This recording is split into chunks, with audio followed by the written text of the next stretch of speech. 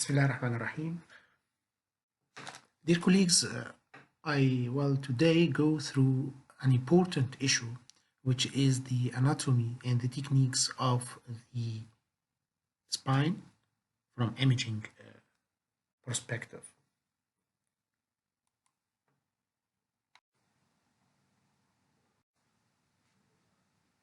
We all know that the spinal column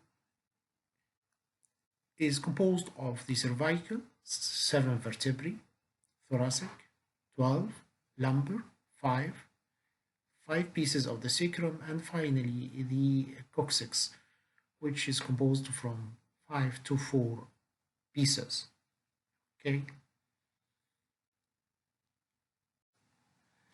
The junction between the skull and the cervical cord is called the cervico or craniocervical junction. The junction of the medulla oblongata and the cervical cord is called medullocervical or sometimes craniocervical junction is also used, so the name is interchangeable between the bony portions and the brain and the cervical cord. But usually we use the word craniocervical junction.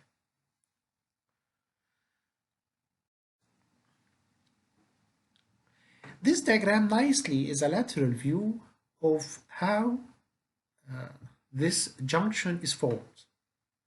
When we say the word craniocervical junction, it means a motion segment or a complex area between the skull base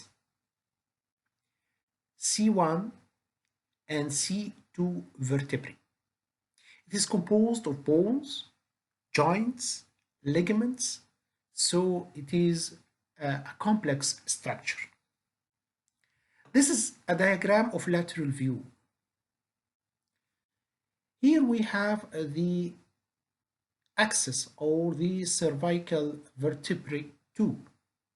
It has an odontoid process that articulates with the anterior arch of C1, which is the atlas, to form what is called the central atlantoaxial articulation. Okay. This is the clivus. The connection between the clivus and these bony portions is stabilized by the presence of membranes or ligaments. Let us see. Anteriorly, there is what is called anterior longitudinal ligament. It stretches from the clivus to the anterior surface of all the vertebral bodies. An equivalent one is seen posteriorly called posterior longitudinal ligament. Some specialized portion of ligaments is seen in this area, which is called the cruciate ligament. The cruciate ligament has a vertical portion and a deep portion, okay, and a transverse portion we will see later, but the vertical portion is here deep to the posterior longitudinal ligament.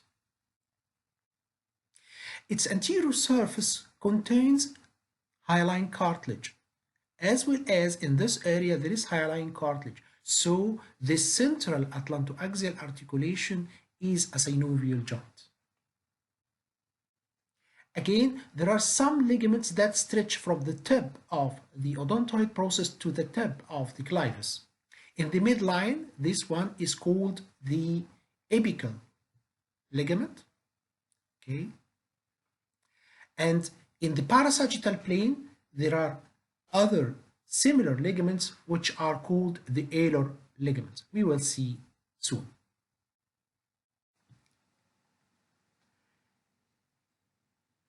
Let us analyze this data on this sagittal CT image.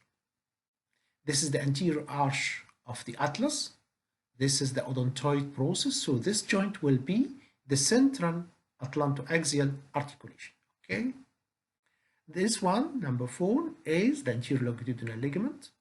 Number 1 is called the tectorial membrane, which is a fusion between the vertical segment of the cruciate ligament and the posterior longitudinal ligament. Number 2 is the alar ligament, and this is called atlanto-occipital ligament. Sorry. Regarding the coronal view, this diagram, okay, is in coronal section. We are looking to the atlantoaxial articulation from its posterior surface. So as you see, this is the odontoid process. Okay, there are 3 ligaments arising from the tip of odontoid process to the clivus.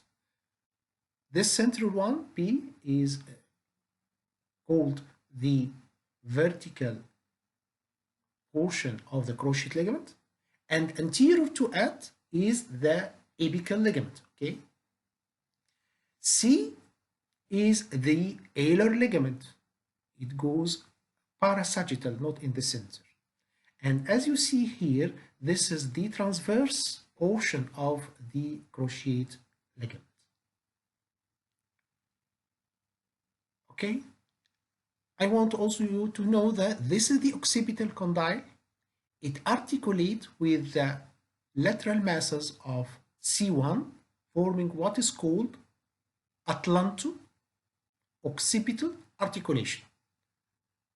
Okay, this is very good. The inferior surface here, this is the lateral mass of C1 or atlas, and this is the lateral mass of C2 or the axis. There is a joint here. It is called the lateral atlanto-axial articulation. You remember we have central, and these are the lateral atlanto-axial articulation or joint.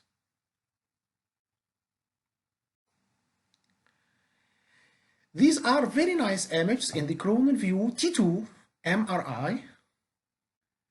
This is the odontoid process, and this will be the lateral atlantoaxial articulation.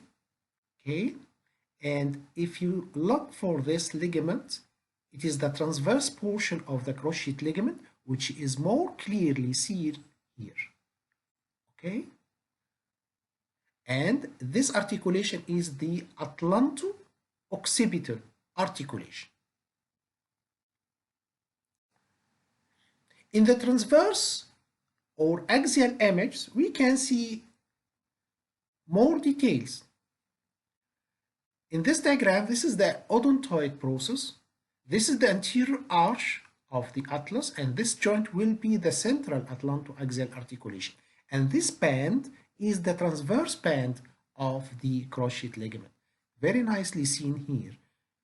Odontoid process, the central atlantoaxial articulation, and this band is the transverse band of the cruciate ligament, and of course this is the spinal canal, CSF, and the spinal cord. As I've told you, there is cartilage here and cartilage here, so this joint is a synovial joint and having synovial membrane, so it is affected in cases of rheumatoid arthritis.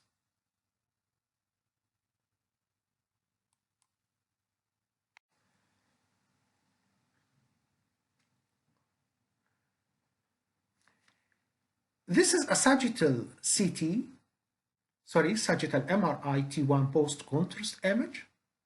As you see, this is the odontoid process. This is the tip of the clivus. This is the posterior boundary of the foramen magnum through which the craniocervical junction or the medullocervical junction here is seen. Okay, it is important for us when we see this image to know, is there what is called basilar invagination or not? What is basilar invagination? It means that the clivus goes upward and invaginate into the foramen magnum or the skull base, resulting in narrowing or something like this. It could be acquired or congenital, and there is a lot of measurements that can assure us that the tip of the odontoid process is in place. Okay, let us see.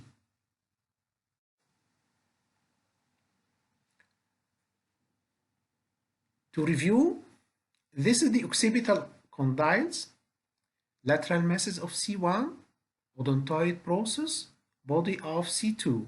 This joint is atlanto-occipital, and this joint is lateral atlantoaxial, and the central portion is the central atlantoaxial articulation. To tell that this is a normal location of the odontoid process, there are a lot of lines that can be drawn on the X-rays or MRI or CTs to assure this. One of them, which is more practical and easier to be used, called Chamberlain line. Chamberlain line extends from the hard palate posterior aspect to the posterior aspect of the foramen magnum. Okay. The odontoid process tip should be below or just at this area. If you see odontoid process above Chamberlain line, this means that we have basilar invagination or vertical subluxation of the odontoid process at the atlantoaxial, central atlantoaxial articulation.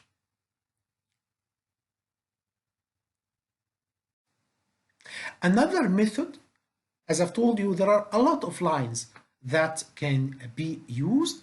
If we draw a line through the atlanto-occipital joint like this, it should transect the odontoid process at this area.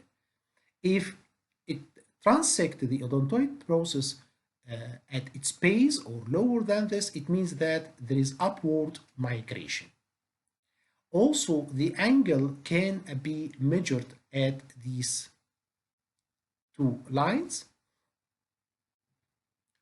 It ranges between 124 to 127. Okay.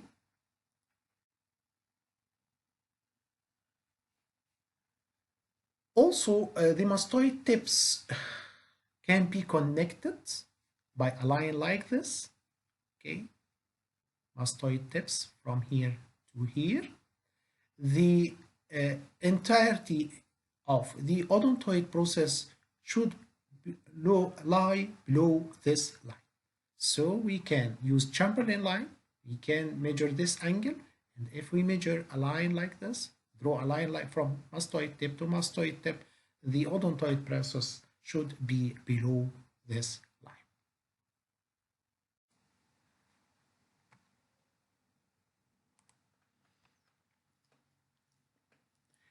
This is a axial and sagittal reconstruction CT image. If you look here in this axial image, this is the odontoid process, and this is the central atlantoaxial, and of course, the transverse band of cruciate ligament will be here. In the sagittal view, this is the central atlantoaxial, this is the posterior arch of the atlas, and if we draw a line, Chamberlain line, from here to the tip, posterior tip of the foramen magnum, it will be above the tip of odontoid process.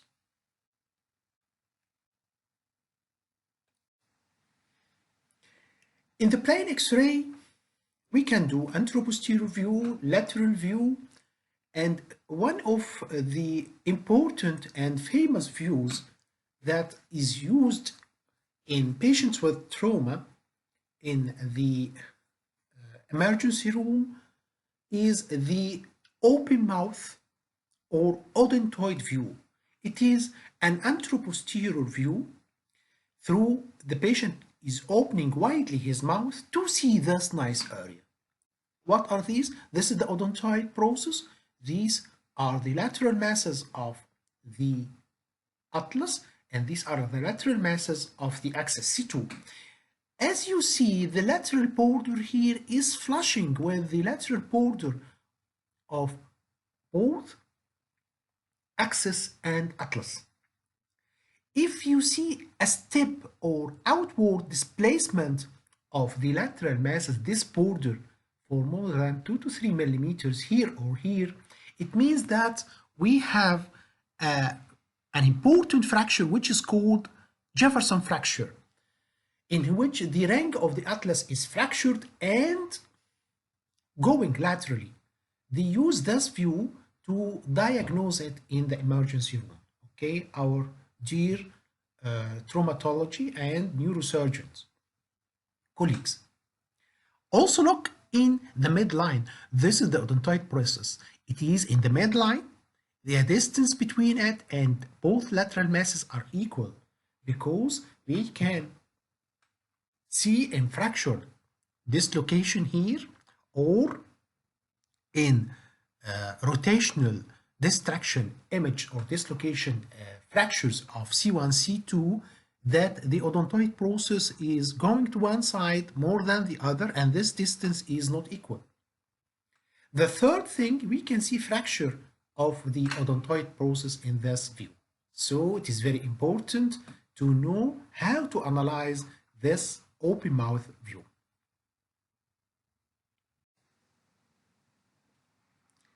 Can we repeat this? As you see, these are the lateral masses of the atlas. They are equidistant, as you see, okay?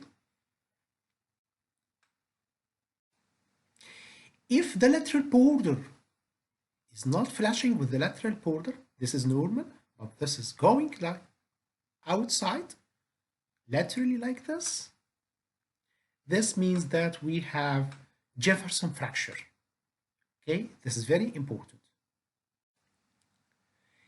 The other one, which we should comment about, is the distance here between the odontoid and the lateral masses. They are unequal.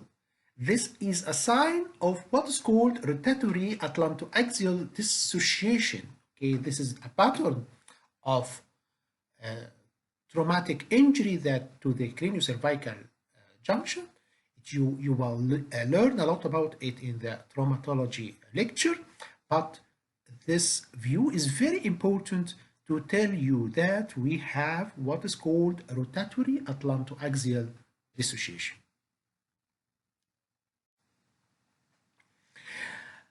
We have finished the the craniocervical junction.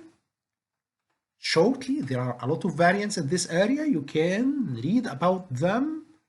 They are well written in the Ross textbook of the spine.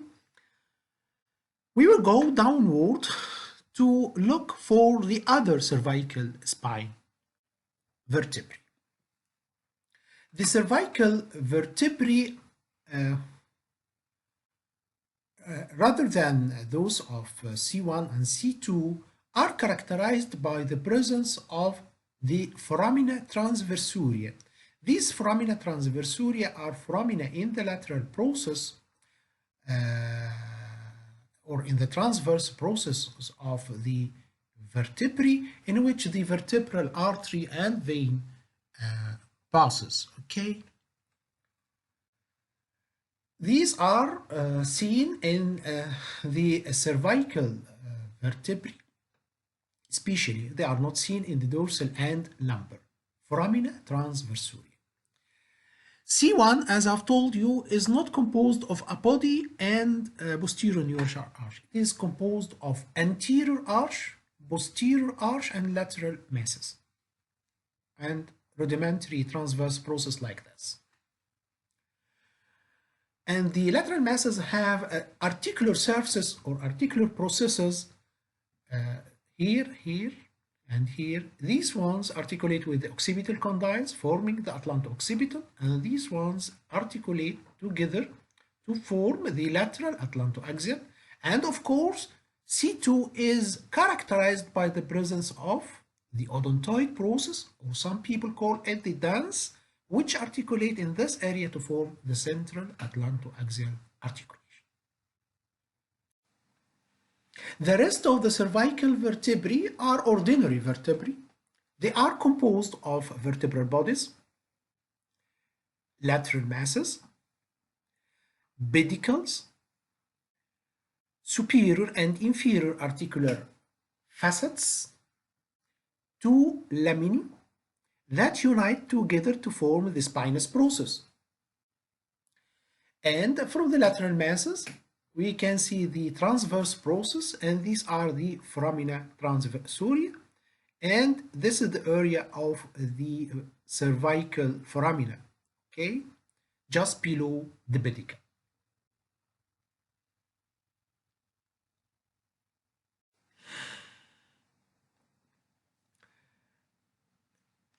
Another important feature in cervical vertebrae is the presence of a projection at the superior lateral surfaces of the cervical vertebrae from C3 to C7. This is called the uncus, okay? And this uncinate process or uncus articulate with the above body in this very small joint, you see it. This is called the uncovertebral articulation or the joints of Loschke. These joints are synovial joints and they are liable to trauma and to spondylodegenerative changes. They can form osteophytes and hypertrophy or effusion. And as you see, these joints of Loschke or uncovertebral articulations are in close relation to what? To the vertebral artery, which runs through the foramina transversoria, as well as the exiting nerve roots, which comes from the spinal cord to outside the spine. These are the exit foramina. So remember joints of Loschke or uncovertebral articulations.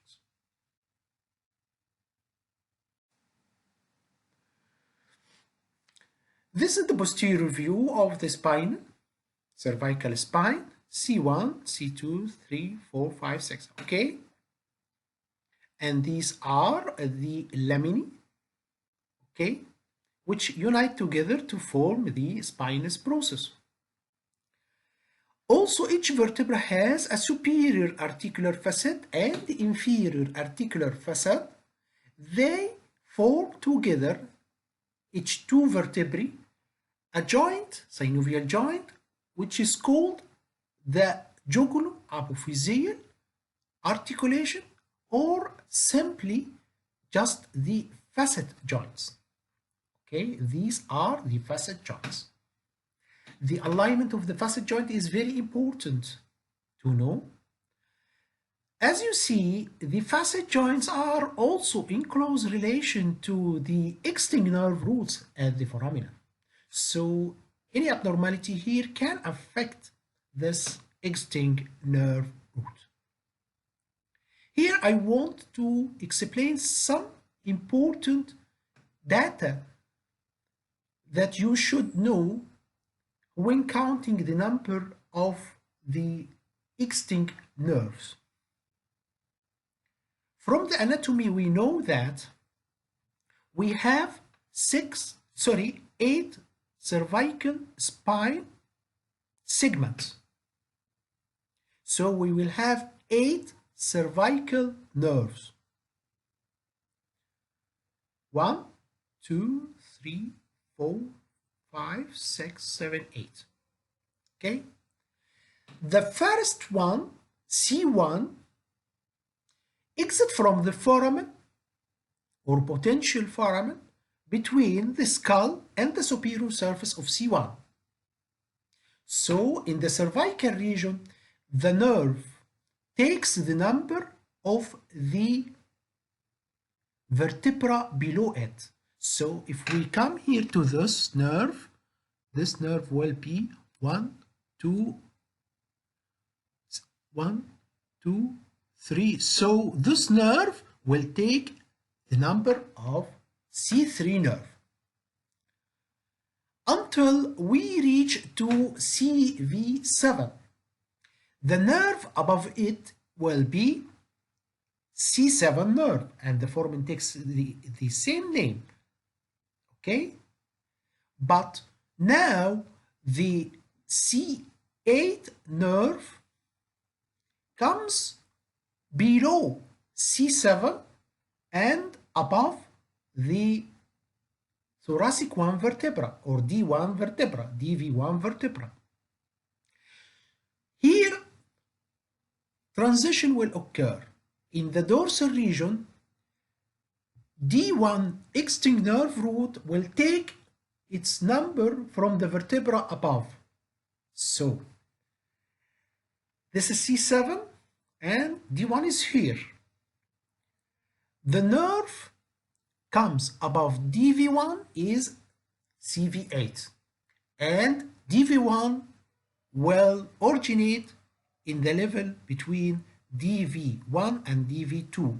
So in the cervical region, the nerve takes the number of the vertebra below. In the dorsal and lumbar region, the nerve takes the number of the vertebra above. Okay, I think this explains to you why we sometimes become confused regarding the numbering of the extinct nerves in the cervical, dorsal, and lumbar region.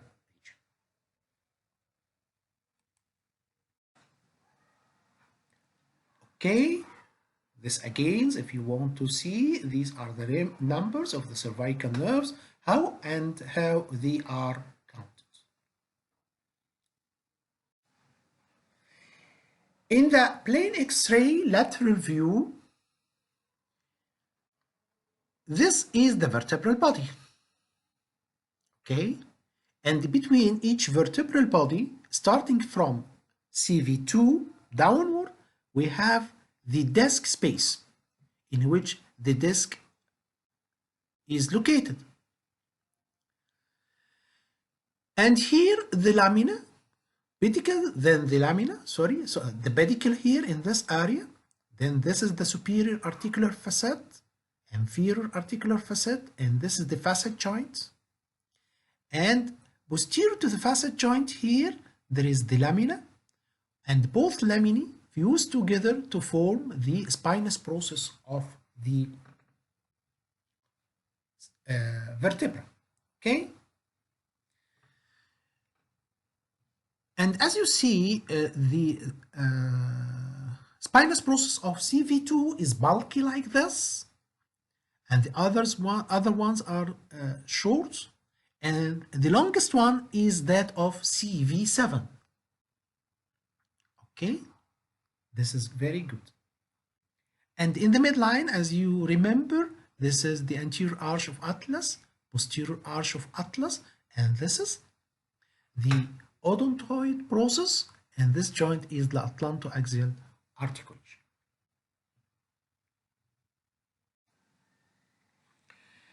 In the lateral view, there are some important marks or landmarks that you should look for to exclude that we have a trauma. One of it is what is called the axis ring.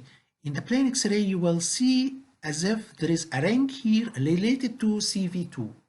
Ill definition or interruption of this ring, it means that we have fracture involving CV2. The other important measurement that you should analyze in the lateral view is the distance between the odontoid process and the anterior arch of the atlas. Because this distance, when it is widened, it could tell us that we have atlantoaxial dislocation. In adults, it should be less than 3 mm. In children, up to 5 mm is accepted due to laxity of ligaments. Another important measurement is the prevertebral soft tissues. In the upper 3 cervical levels, 1, 2, 3, the prevertebral soft tissue is narrow, okay, and should be roughly less than the diameter of the vertebral body, okay? But in the lower cervical region, it is accepted to have wider soft tissue because the esophagus is here And this area, okay, the pharynx and the esophagus is here. This area should be at least, yeah, not more than the vertebral body, except at lower down at C7, it can be up to 3/4 of the vertebral bodies, but actually we use half the diameter, sorry, the transverse diameter of the vertebral body as a guideline for us. Because if this soft tissue is enlarged, it has important differential diagnosis. In case of trauma, it means that we have prevertebral hematoma. In a feverish patient, prevertebral abscess. Or it could represent prevertebral tumor, whatever its cause, from the esophagus, from the lymph nodes, and so on. So in the plain X-ray, it is very important, the upper 3 or 4 vertebrae, less than half of the vertebra, downward it's accepted to be 3/4 of the vertebral bodies. Okay? Other important lines that we should measure to say that we have no dislocation. This line is the prevertebral soft tissue line, okay? This is the anterior vertebral line, posterior vertebral line. As you see, they are parallel. There is no steppage here to tell that we have anterior or posterior subluxation. And this line, which is called the spinolaminar line, it runs at the basis of the spinous processes at the meeting of the two laminae to form the spinous process, and finally this one is the spinous process line. Some books put another line which is called the interpellar line, which runs along the posterior border of the facet joints here, okay, or the facet processes, and this is also an important line. You remember, this is the axis rank. We see it as a triangle like this. If it is interrupted, okay, it means that we have some injury or trauma or fracture of CV2, the axis rank. An important view that it is done in the spine as a whole, and especially in the cervical region, which is called the oblique view. Its importance is to see the foramina. Okay, you see the foramina very nicely here. If there is osteophyte or something, or calcification in this foramina, or narrowing of the foramina, and of course we can see the facet joint in a perfect way.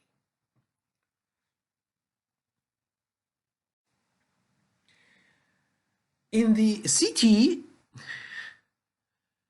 if the spinous process is bifid like this in the cervical region, it is accepted as a variant. Sometimes we can see bifid spinous process. This is not a great problem. This is not a fracture. This is just a variant. We can see bifid spinous process. As I've told you, it is important to draw your lines to see the if there is subluxation or not, and to see the relation between the facet joints. Look for this area. This facet joint is okay, but this one, there is some subluxation here. There is no complete coverage of the facet joints here. There is some sort of subluxation here. And this is very important in traumatology to tell what about the facet joints. Look here, there is anterior steppage here, okay?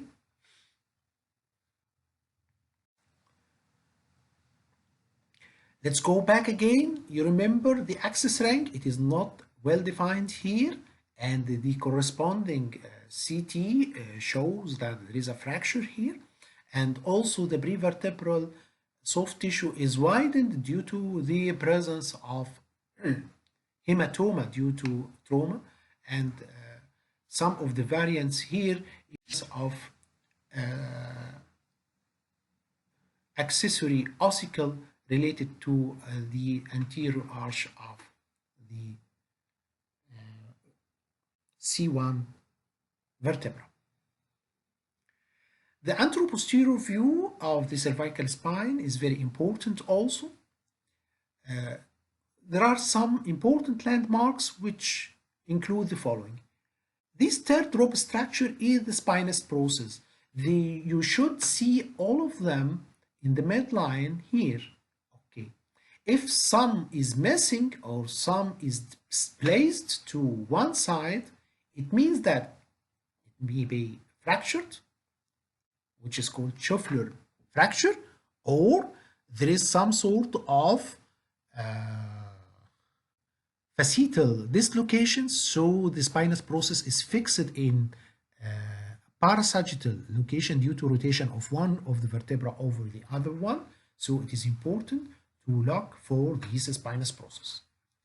Again, these are the transverse processes, and the largest one is that of CV7, and as you see, it is directed downward, while the transverse process of DV1 is directed upward.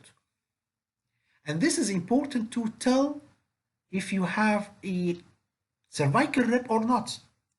If you have a rib articulating with this looking downward, this is a cervical rib. But this is the CV1 cervical rib, thoracic rib number 1 articulating with thoracic vertebra number 1. Do you remember this small joint? These are the joints of Loschka, you remember, okay? These are between the uncinate process and the vertebral bodies above, and these are synovial joints, as I've told you.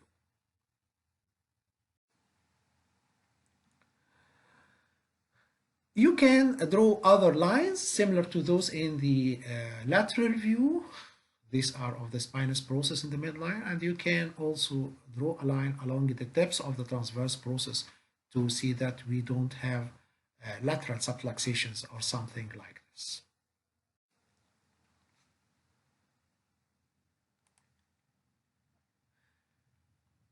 Again, you remember we should see the spinous process in the midline like this. If one of them is going laterally like this, not in the midline, you can suspect either unilateral interfacetal dislocation or Scheffler's fracture with fracture involving the spinous process. You remember the axis ring? If it is interrupted or not well identified like this, you should think that we have a C2 fracture. In the CT, this is the vertebral body, lateral masses, foramina transversoria. This is the pedicle. This is the lamina, spinous process. This is the spinal canal. This is the transverse process. And this is the location of the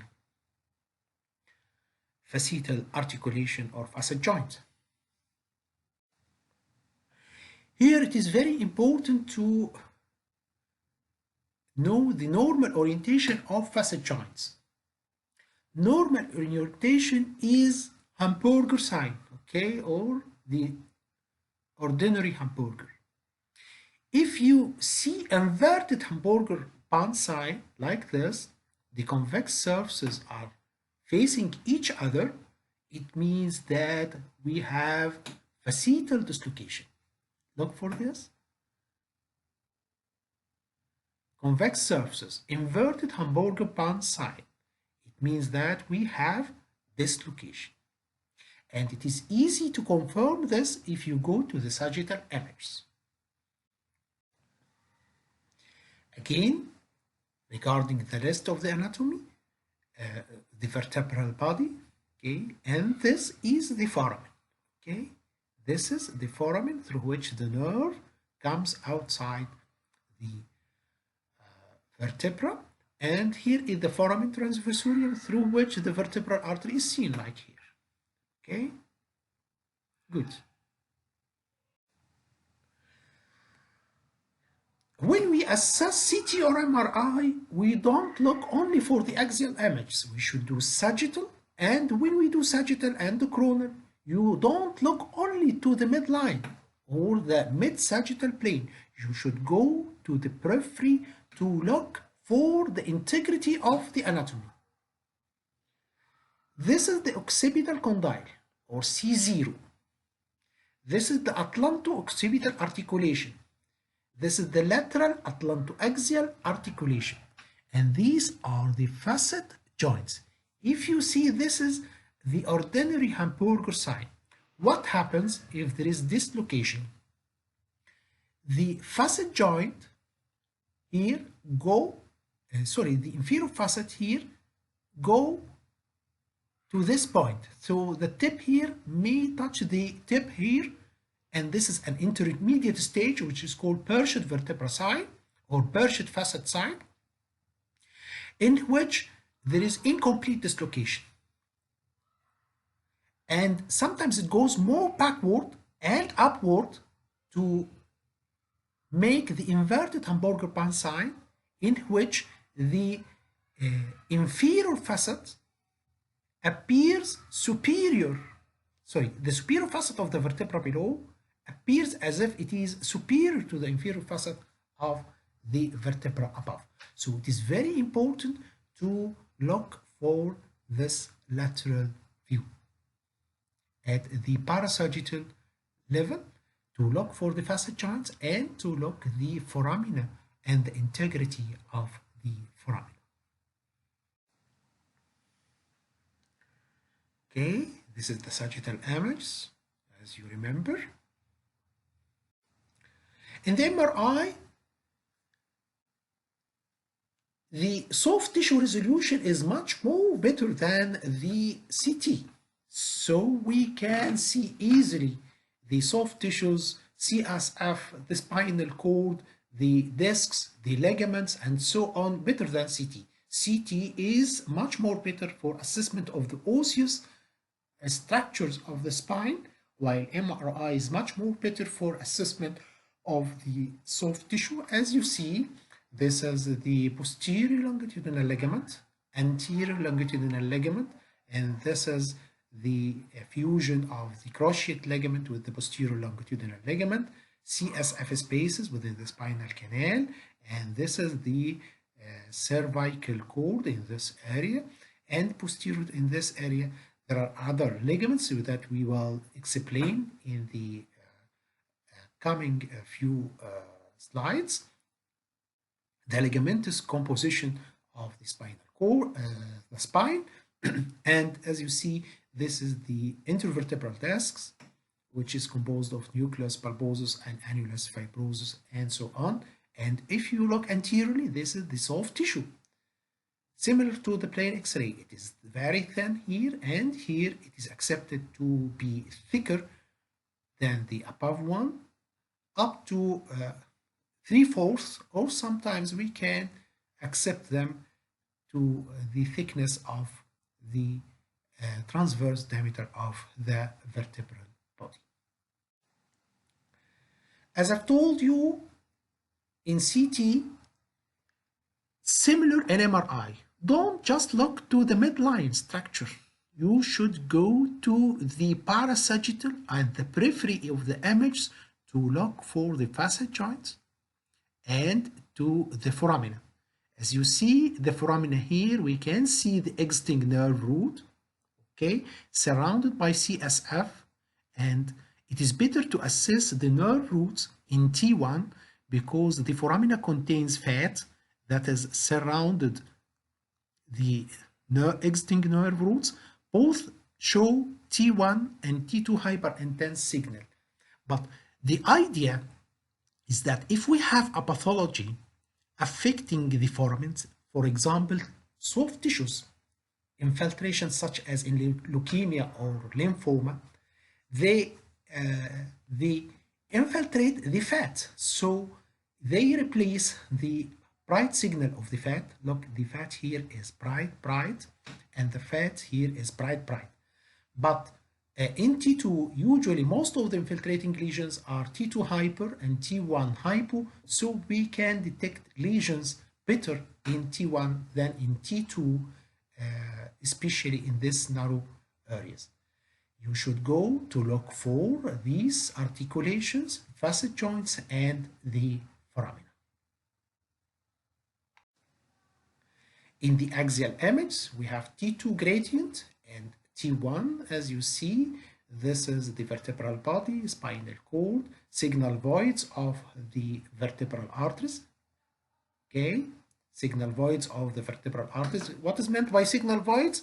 Because of the rapid flow of blood, they appear black due to its high velocity. We call them signal void. And in the spinal cord, we can see this is the spinal cord, and this H-shaped bright signal is the gray matter of the spinal cord. Please remember that the spinal cord is the verse of the brain. The gray matter is central, while the white matter or the tracts are at the periphery. And from the spinal cord, two nerves, rootlets, comes to form an extinct nerve root and ganglion in the foramen. And as you see, these are the foramen transversorium containing the vertebral artery. Another important thing here, you see this very thin bright line?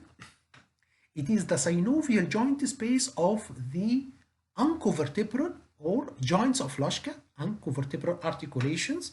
And as you see, it is in close relation to the vertebral artery and to the extinct nerve root. The same is seen in T1, and as I've told you, the foramina contains fat in T1 and T2, and the signal is better to be assessed in T1 if there is replacement of this fat by any infiltration or foraminal disc affection.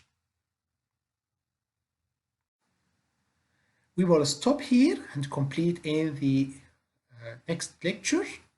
Just take a break. Thank you.